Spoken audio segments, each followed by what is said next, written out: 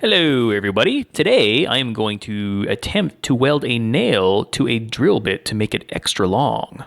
I know this may sound weird, like why didn't I just go out and buy one, right? But the thing is, I have extra bits, I have some nails, I have a welder. I thought I'd try it out.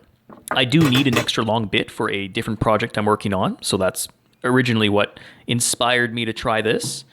I also wanted to see if I could use this technique to fix broken bits in the future, because I do tend to break bits in my garage. So that would be a huge benefit if this actually does work. Another thought I had is making my own custom-sized bits for custom-sized pocket holes and pocket hole jigs. So there's a thought there. That would definitely save a lot of money.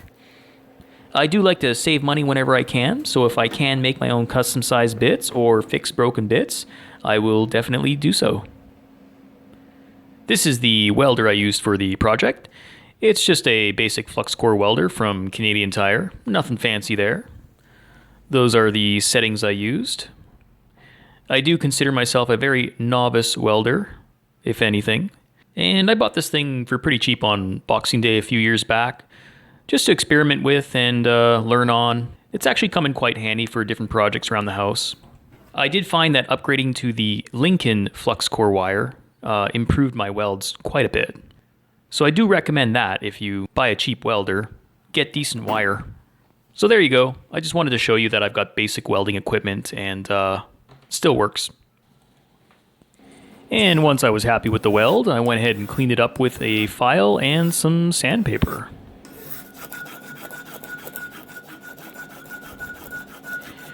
And once that was done, I was faced with my next task of making sure this thing was straight as an arrow.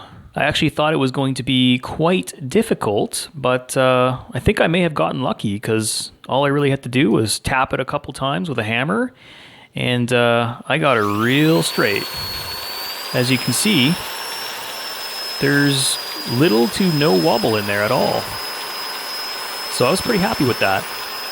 I'm sure a machinist might cringe at this, but good enough for what I was working with. So let's go ahead and test her out. This bit is 6 inches long, and this is a piece of cedar, but I did test it on cedar, pine, and Douglas fir, and I was able to go in the full depth, the full 6 inches there.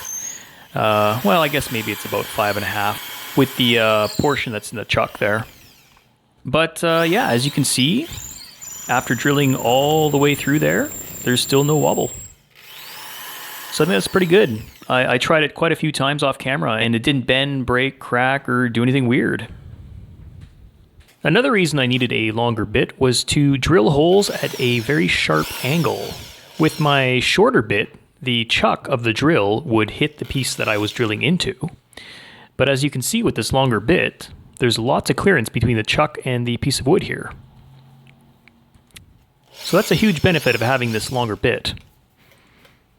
So I am very surprised and amazed that this worked out. I thought for sure I was going to have problems with bending and warping and cracking or just breaking again. Had no issues at all. I think in the future, I might try a larger bit. I don't actually need one for now, so I'm not going to, but this was a great experiment, and now that I know that it works, I can do this again in the future if I have to. This was actually a pretty fun experiment. I'm happy I did it, and I'm looking forward to trying out some new pocket hole ideas with my own bits. So stay tuned for more videos, and thank you for watching.